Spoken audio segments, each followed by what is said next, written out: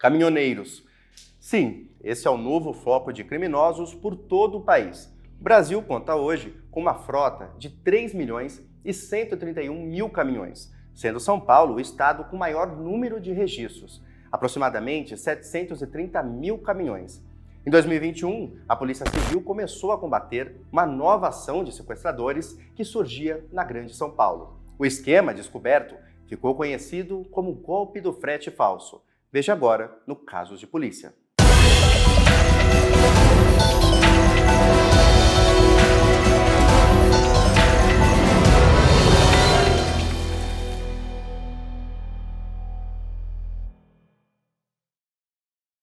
Inicialmente a gente tinha aqueles sequestros clássicos, né, que a gente chama de clássico aquele sequestro cuja vítima é levada para o cativeiro, o sequestrador liga e pede R$1 milhão, por exemplo, como preço de resgate, e fica com essa vítima algum período em cativeiro.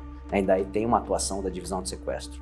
Ao longo dos anos, esse tipo de crime ele acabou diminuindo bastante. Daí a gente teve o sequestro do empresário da periferia, que era um sequestro um pouquinho menor, assim, 5 dias, 10 dias.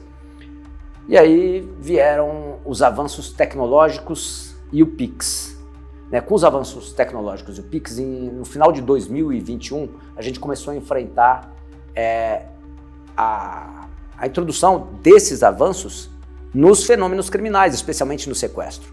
Então, a gente observa o golpe do amor, que era o sequestro cuja vítima era traída para o seu próprio sequestro, achando que ia se encontrar com uma mulher. E no caso dos caminhoneiros, está acontecendo exatamente o mesmo fenômeno. O caminhoneiro, como uma atividade rotineira dele, então ele foi contratado, vai transportar uma carga para São Paulo, onde entra a divisão de sequestro de São Paulo. Ele traz a carga, deixa a carga, e daí para que ele não perca a viagem de volta para o seu estado, ou para que ele prossiga trabalhando, vá para outro estado e seguir na sua atividade, ele procura esse aplicativo e acha que aqui ele vai ter um outro contrato, vai ter uma outra carga para carregar e levar com o seu caminhão. Então, quando ele se encontra, nesses casos, quando ele se encontra com os sequestradores, ele está com o caminhão vazio. E o interesse do caminhoneiro, da liderança da quadrilha, é o caminhão, e daqueles que vão ficar na base é na pequena subtração financeira que vai ocorrer enquanto ele é mantido em cativeiro.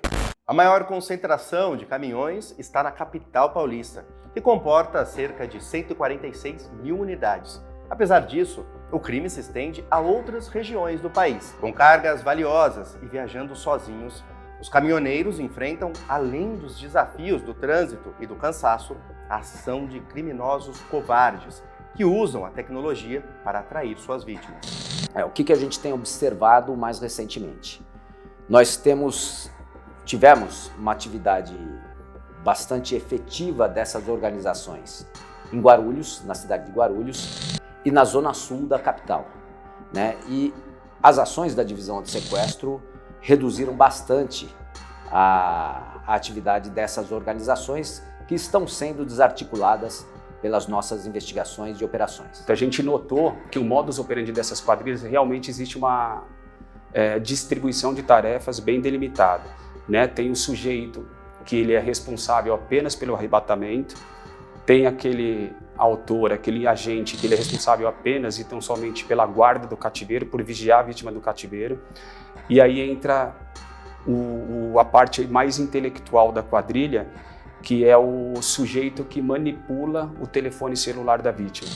Ele tira o celular da vítima do cativeiro e passa a manipular as contas bancárias da vítima fora do cativeiro. Além disso, eles também têm por costume abrir contas digitais da vítima dentro do cativeiro. Eles tiram uma selfie com um documento, com a vítima segurando o documento, e abrem contas digitais em nome das vítimas. E, além disso, eles contratam empréstimos que são pré-aprovados se a vítima tiver um score bom no mercado. E eles, depois de libertar das vítimas, muitas vezes eles utilizam essas contas como contas laranjas de outros casos. E daí a nossa dificuldade na investigação. O sequestro por si só ele é bem difícil de investigar. Nesse caso de caminhoneiros especificamente, ele tem um quê a mais de dificuldade, porque geralmente são quadrilhas que atuam de forma interestadual. A gente tem notado que o objetivo das quadrilhas é não apenas o sequestro da vítima, movimentações bancárias, como o objetivo de transportar esse caminhão das vítimas até o estado do Mato Grosso para atravessar a fronteira. É uma ação interestadual. A gente tem observado as operações da divisão antissequestro também saíram de São Paulo. Né? Nós operamos em outros estados também. Né? Então a gente observa que esses criminosos eles têm uma ação interestadual no Brasil, atuando pelo menos hoje em 3 estados. Né? E as vítimas, normalmente, elas são de diversas partes do Brasil, né? Porque eles estão interessados num contrato, na prestação de um serviço. Então, às vezes, nós temos vítimas do sul do país, do norte do país, enfim, né? De todos os lugares. As regiões de Guarulhos e da Zona Sul de São Paulo são as mais afetadas pelos sequestradores de caminhoneiros. Isso acontece porque nessa área há muitas transportadoras e por isso os caminhoneiros buscam oportunidades para novos carregamentos.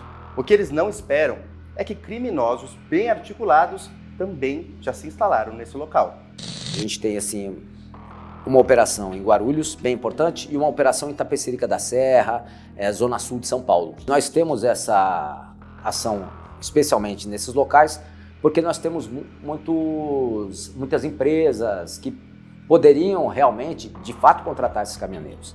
Num outro ponto, a organização da quadrilha, da atividade criminosa, sabe que tem ali naquelas regiões um braço operacional para poder executar a atividade que ele deseja. Então, o articulador, né, ele leva o caminhoneiro para onde ele tem um braço operacional. Então, não só a questão de ser um local onde tem um parque industrial muito grande, onde vão haver movimentações de caminhões, né? Então o caminhoneiro acha que de fato ele indo para lá ele vai ter a contratação, mas também o fato do organizador, do articulador, ele ter um braço operacional ali, um braço armado para poder arrebatar aquele caminhoneiro.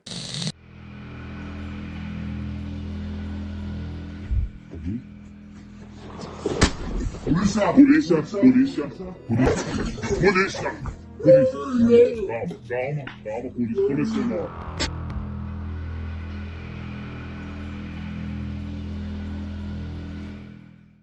A Divisão Antissequestro da Polícia Civil de São Paulo é o departamento que investiga esse tipo de crime. A inteligência divisionária atua, a princípio, com 3 delegacias especializadas, de forma estratégica, prevenindo e reprimindo esses sequestros que afetam caminhoneiros e toda a sociedade. O que nós fizemos, né? Eu disse que no ano de 2022 a gente estava enfrentando o golpe do amor, né? Em 2023 tivemos uma diminuição e em 2024 um verdadeiro controle, né? Com apenas 5 casos. E a gente começa a observar em 2021 a gente observa esse tipo de crime do falso frete. E no final de 2023, um crescimento dessa modalidade. Então a divisão de sequestro começa a atuar nesse fenômeno criminal, com a finalidade de fazer a mesma coisa que nós fizemos com aqueles que praticaram o golpe do amor, que é investigar, desde os líderes até a base dessa organização, colocá-los na cadeia e fazer com que eles tenham, através de um quadro probatório adequado, uma pena que seja proporcional a esse crime hediondo que eles cometeram. Isso, no golpe do amor, o sistema de justiça criminal deu uma resposta muito importante. Então, penas de 40 anos, penas de 20 anos para aqueles beneficiários. Então, essa resposta, ela se traduz numa diminuição do fenômeno criminal. Então, é isso que a divisão de sequestro agora está fazendo com relação ao golpe do falso frete. Então, nós temos uma atuação investigativa muito importante. A gente vai chegar, e já chegamos em alguns líderes dessas organizações, em alguns criminosos que faziam os arrebatamentos, que organizavam esses arrebatamentos aqui, que faziam eventuais movimentações financeiras nos dispositivos eletrônicos dessas vítimas. E atuando com as 3 delegacias nesse fenômeno, nós desarticulamos já uma organização que tinha uma atividade muito grande em Guarulhos e uma que tinha atividade muito grande nessa região da Zona Sul de São Paulo. Somente nesse ano, a primeira delegacia de sequestro deflagrou pelo menos 8 ou 9 operações voltadas ao combate de sequestros de caminhoneiros. Praticamente todas elas exitosas. A gente tem a quadrilha da Zona Sul, mas também tem em outras regiões. Tivemos um problema pequeno em Itaquá, que logo a gente deu uma resposta, estancou a quadrilha. Não se ouve mais notícia de casos em Itaquá. Tivemos casos em Guarulhos também, né, que as outras delegacias também vêm atuando em conjunto. E na Zona Sul também. A gente deflagrou pelo menos entre 8 e 9 operações e, felizmente, praticamente todas exitosas, resultando em prisão de criminosos. Diversas técnicas que a legislação deixa disponível para as polícias judiciárias, que são investigação de interceptação telefônica, telemática, temos infiltração de agentes, temos a possibilidade de escuta ambiental, delação premiada, colaboração, então são várias. E aí, conforme a gente for seguindo na investigação, você vai vendo qual a técnica que você vai precisar para poder prosseguir, identificar e prender.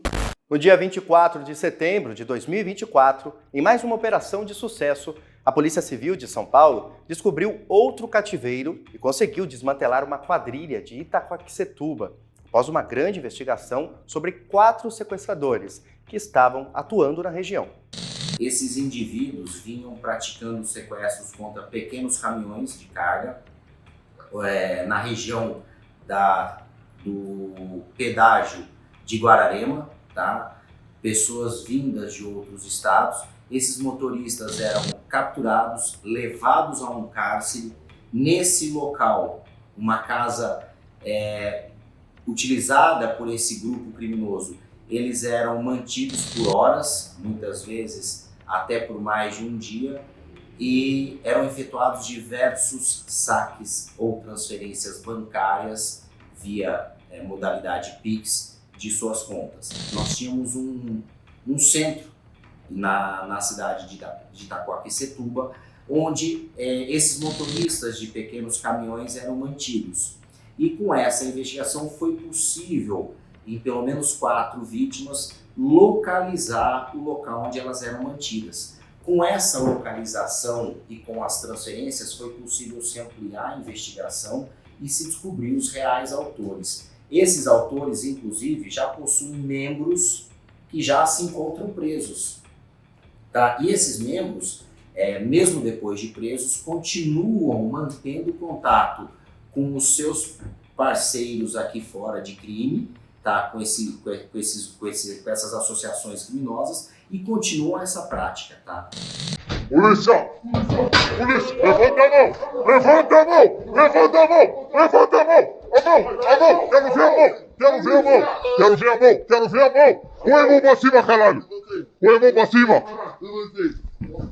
Polícia! Como é que é seu nome? Nome? Levanta a mão! Nome? Mão levantada! Tá na mão aqui, ó. Bruno. O alvo aqui, ó. Grão. Vira, filho! Vira. Esses indivíduos lucravam bastante. E por incrível que pareça, durante as investigações foram descobertos diversos usos econômicos, sem preocupação nenhuma que esses indivíduos faziam. Enquanto todo esse medo, todo esse trauma, toda essa tortura era gerada com relação às vítimas, os criminosos bancavam festas entre eles. Eles alugavam esse mesmo imóvel de cárcere com piscina, faziam churrasco, faziam celebrações, gastavam todo esse dinheiro com bebidas, comida, droga, sem preocupação alguma. O que mais choca é essa situação. Adolescentes, tá? Muitas vezes até menores de 18 anos participando desse crime, ou mesmo jovens, 20 e poucos anos, já atuando de maneira bastante violenta. Alguns já com mais de uma passagem criminal, já com outras passagens anteriores por crime violento. O grupo de hoje é mais uma vitória, o grupo foi totalmente desmantelado essa célula de cárcere situada na cidade de Itaquaquecetuba, e o combate continua. Leonardo Pimentel foi uma das vítimas de outra quadrilha que também atuava com o golpe do frete falso na Grande São Paulo.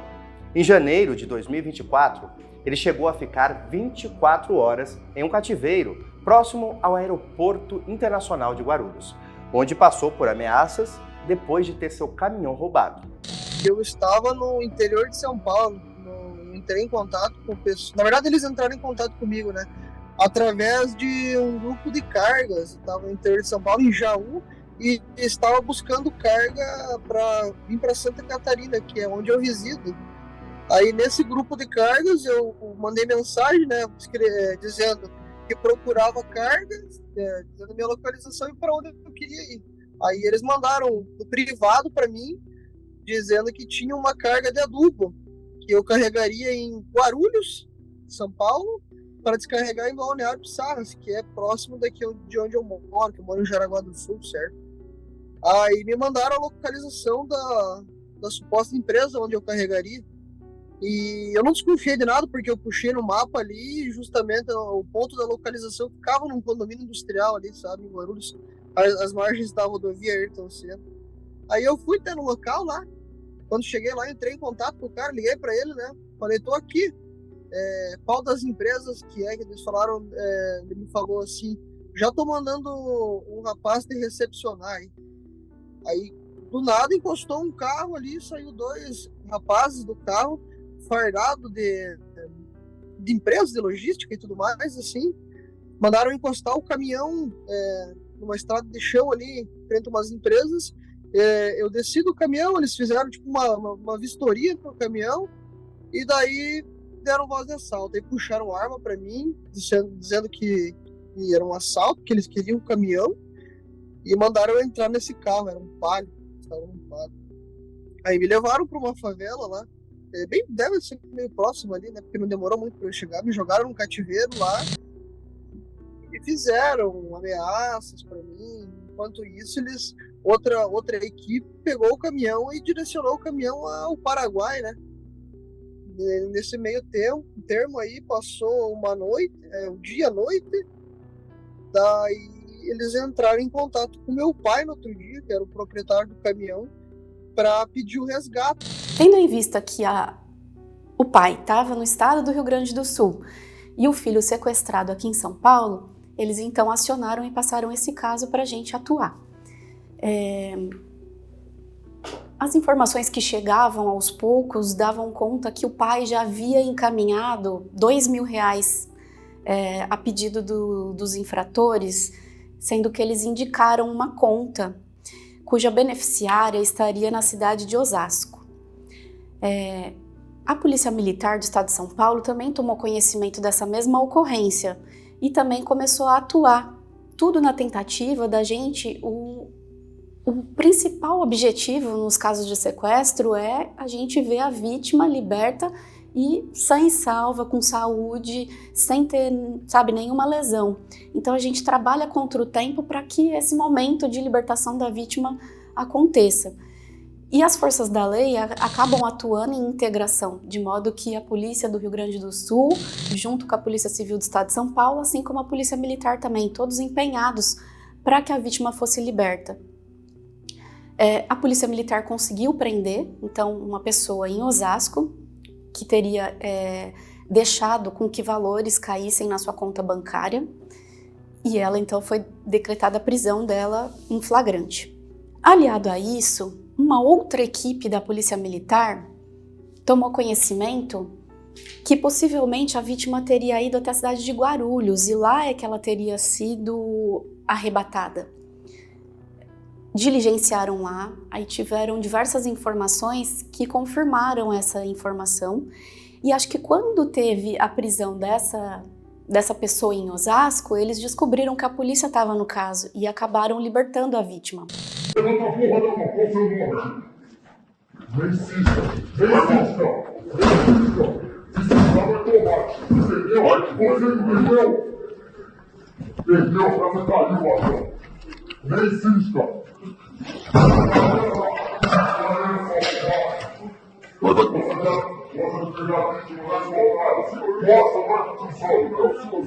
Vai, levanta a mão. Vai, levanta. Levanta. Vai. Vai, joga no chão. Vai no chão. Tem alguém tirando aqui? Eu jamais vou. Vai, não. Sim, senhor. Tem belo na cara. Nada, senhor. Cadê o canhão? Não tem canhão não, senhor. É minha família. Aí, João, cadê o canhão? Não tem canhão não, senhor. Olha pra mim. Não tem canhão não, senhor. Para, doutor. Não tem nada não, senhor. Estou só seguindo. Não tem nada. Era umas 2 horas da tarde do outro dia, eles me deixaram sozinho no cativeiro. E eu fiquei sozinho lá até umas 5 horas da tarde, angustiado, não sabia o que fazer, né? Peguei e fugi do cativeiro, daí como fiquei sozinho, falei, se é pra acontecer alguma coisa, vai acontecer agora, né? Daí desci favela abaixo, correndo, até que eu encontrei um ponto de ônibus ali, e o motorista do ônibus me levou até uma delegacia mais próxima ali, sabe? A Polícia Militar conseguiu encontrar a vítima. E como ainda estava em estado flagrancial, eles indagaram, você tem condição de reconhecer os indivíduos, como que aconteceu, e tomaram as informações para que naquele momento fosse possível prender mais indivíduos. E a vítima, muito solícita, acabou narrando detalhes de como ela tinha sido arrebatada, o local. Então ele informou que tinha sido atraído através de um frete, de um aplicativo, cujos dados ali eram falsos, era simplesmente um anúncio para atrair ele até aquele local da emboscada. A hora que chegou no local indicado pelos criminosos, 2 indivíduos munidos de arma de fogo anunciaram que ele estava rendido e que era um assalto. Imediatamente ele foi colocado num veículo que ele sabia que era de cor bege, um Palio, ele tentava mostrar algum modelo parecido. Tudo isso são informações muito importantes para a gente, que depois vai auxiliar no andamento das diligências. E essa informação, quando chegou para a Polícia Militar, eles então também diligenciaram nesse sentido. E culminou com a prisão de mais 2 infratores, cuja vítima reconheceu que um deles era o que anunciou o assalto e fez o uso da arma, e colocou ele dentro desse veículo, e um outro indivíduo que ele disse que viu lá no cativeiro também, né? Então, 2 que participaram diretamente da abordagem e das ameaças, da violência contra a vítima. Apresentada essa ocorrência na divisão antissequestro, não satisfeito com prisão de 3, a gente ainda continuou empenhado para ver se tinha mais pessoas envolvidas, porque a vítima relatava que no cativeiro ela tinha visto mais indivíduos, né? É claro que às vezes ele é obrigado a não ficar olhando para os olhos, para o rosto, ele é obrigado a sempre manter a cabeça baixa, mas às vezes por algum detalhe de vestimenta, de voz, o tom de voz, tudo isso acaba auxiliando para que a gente consiga identificar novos participantes da quadrilha. Eu sofri muitas ameaças de morte, de tortura, se meu pai não fosse depositar o dinheiro. Isso eu sofri. Até para ir no banheiro, eles me acompanhavam com medo de eu fugir ou acontecer alguma coisa, né? Mas foi muito tenso, eu sofri muito mesmo, assim, sofri muita pressão psicológica. Me jogaram num quartinho lá com uns trapos velhos no chão, todo sujo lá. E provavelmente eles fizeram isso com outros motoristas também, porque tinham vários celulares quebrados lá nesse cativeiro. Tinha habilitações de outras pessoas também jogadas pelos cantos, roupas, calçados. Era uma situação bem precária o lugar que eles me jogaram lá. Esses tipos de delito, eles são difíceis de investigar e traz um desafio a mais, e eles fazem de propósito isso, porque tem que ter, se não tiver uma integração entre as forças da lei, é difícil você ter equipes que vão para Osasco, que vão para Guarulhos. Esse 4º indivíduo foi preso na zona leste de São Paulo, então são muitos locais distantes. Assim como, e aí a gente toma conhecimento que o veículo da vítima estava indo para fora do estado. Então você tem que também entrar em contato com a polícia rodoviária para colocar um alerta para que se eles consigam fazer uma abordagem no meio do caminho e identificar e prender mais infratores que estão envolvidos. Depois então da identificação e prisão desses 4, foi encerrado esse inquérito e instaurado um novo para que a gente pudesse ampliar e identificar os novos participantes. O importante é a gente tentar prender todos, porque se você deixa alguns para trás, eles acabam criando raízes e cooptando outros e continuando aquela prática criminosa. Então, por isso que a polícia, quando começa um caso, é muito importante que a gente consiga estender ao máximo e prender todos os envolvidos. Então, nessa segunda etapa, a gente viu que essa quadrilha ela era organizada e dividida em núcleos. Vamos falar então do primeiro núcleo, que foi as pessoas que criaram esse perfil falso e entraram em contato com a vítima e indicaram um local onde era para ela ir e para ser roubada e sequestrada, né? Então tem esse primeiro núcleo. O segundo são dos arrebatadores, que foi de 2 a 3 pessoas que foram armadas lá e tiraram. Então, como ele foi colocado dentro de um veículo com 2 integrantes, um terceiro é que levou o carro dele, o caminhão dele, para o destino final. O veículo dele estava vazio, né? Cooptaram ele para ir até aquele endereço com a proposta de que ele fosse fazer um carregamento, né? Então ele estava com o caminhão vazio. Você vê que o objetivo da quadrilha não era de pegar roubo de cargas, e sim o roubo do próprio caminhão. Eu, depois que voltei para cá, eu fiquei quase um mês desempregado, sabe? Aí, porque até então a gente tava esperando uma resposta da seguradora ali do caminhão e tudo mais. Aí eu consegui um servicinho ali em Jaraguá do Sul mesmo. Tava trabalhando de entregador também, motorista de caminhão. Assim, era caminhão pequeno, 3 quartos daí. Esse que roubaram era um bitruque câmera fria. Aí, no mês seguinte, eu já alterei minha carteira. Comecei a alterar minha carteira para carreta também. Deu uns 3, 4 meses ali, eu peguei essa carreta que eu trabalho hoje. E agora estou fazendo viagens longas novamente, né, como eu fazia antes. Só que agora eu pego e faço mais Mato Grosso, Minas, Goiás, uma região menos perigosa, sabe? Eu sabia do risco e tudo mais, que São Paulo era uma região perigosa, de muitos assaltos, né, que a gente ouve falar também em noticiários e tudo mais, que o Rio de Janeiro também é muito perigoso, mas mesmo assim eu fui, né? Mesmo sabendo dos riscos aí, eu acabei indo, só que infelizmente aconteceu comigo, né? Aconteceu comigo e a gente não esperava isso. O caminhão eles passaram pro Paraguai, né? A gente conseguiu ver o trajeto deles pelo sem parar que tinha no caminhão, né? Tinha o sem parar e a gente localizou o caminhão pelos pedágios que passou. Só que o localizador do caminhão mesmo, o rastreador, ele tava com problema.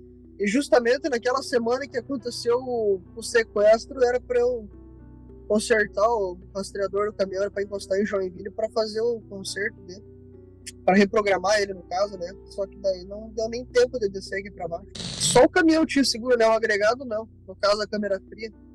Então aí foi perdido bom dinheiro, sabe? Mas o que importa é que eu tô vivo, né, cara? Não me fizeram mal algum ali. E bens materiais a gente corre atrás. Segundo dados da Secretaria de Segurança Pública de São Paulo, o primeiro semestre de 2024 registrou 1.827 ocorrências de roubo de cargas na capital e na Grande São Paulo, 22% a menos do que em 2023, com 2.342 ocorrências. No estado todo, foram 3.058 roubos de cargas no primeiro semestre de 2023, contra 2.412 no mesmo período de 2024, uma queda de 21%. Entretanto, esse novo crime, o golpe do frete falso, visa agora o condutor e não sua carga. Em São Paulo, nós tivemos esse ano uma diminuição muito grande dos roubos de carga. O roubo de carga é uma atuação do DEIC, né? Então o DEIC tem feito um grande trabalho e houve uma diminuição muito importante dos roubos de carga. Mas eles têm uma distinção da atividade da divisão de sequestro, né? Então, na divisão de sequestro, a gente está preocupado com a liberdade, com o sequestro do caminhoneiro, né? E nesses casos, como eu informei, a ideia não é a subtração da carga do caminhão, né? Então, quando ele vai se encontrar com esses criminosos, o caminhoneiro vai se encontrar com os criminosos, ele já está com o caminhão vazio, né? Então, a ideia desse criminoso é a subtração do caminhão que, na maior parte dos casos, sai do Brasil para o Paraguai. Por que eles fazem isso? Porque depois esse caminhão ele vai ter os sinais adulterados, os sinais identificadores, tipo a placa, o chassi, tudo isso vai ser levado num local onde eles adulteram essas informações para que então esse veículo que está totalmente fora da lei, que seja utilizado o quê? Para a prática de crimes, que é transportar objetos ilícitos, drogas, cigarro, produtos contrabandeados. Então, se a polícia pegar, além de perder o caminhão, seria um prejuízo a mais, mas o caminhão é roubado, então é esse o interesse que eles têm, né? A checagem da procedência da empresa que solicita o frete é crucial para a prevenção desse tipo de crime. Uma simples busca sobre a veracidade dos contatos e verificação de endereço pode evitar que o caminhoneiro caia nas mãos de quadrilhas especializadas no golpe do falso frete. O que a gente tem orientado os caminhoneiros é o seguinte, né? Ele entra no aplicativo, no site, à procura de um trabalho. Lá ele encontra uma empresa, uma suposta empresa, e aí começa toda uma atividade de comunicação através desse aplicativo e depois através do telefone que é informado no aplicativo, né? Então no aplicativo alguém fala assim, ó, agora fala aqui com o fulano de tal pelo WhatsApp. E aí ele pode estar, de fato, sendo levado para um sequestro, né? Então, o que nós orientamos é que ele observou a empresa lá, iniciou uma contratação, sai do aplicativo, vai para a página do Google e vai buscar se aquela empresa existe, onde ela está sediada, qual o telefone daquela empresa, porque se é uma empresa que existe de fato, vai ter um telefone na internet. E daí ele liga para aquele telefone que está fora daquele site e confirma se ele está sendo contratado, se ele não está sendo, se eles estão necessitando aquele serviço, né? Porque daí ele consegue sair, eventualmente, se for uma empresa falsa, ele consegue sair daquele golpe no momento que ele verifica fora do site do frete. Filho, velho.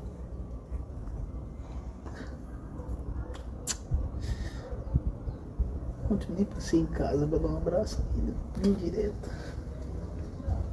Chorando, fica suave.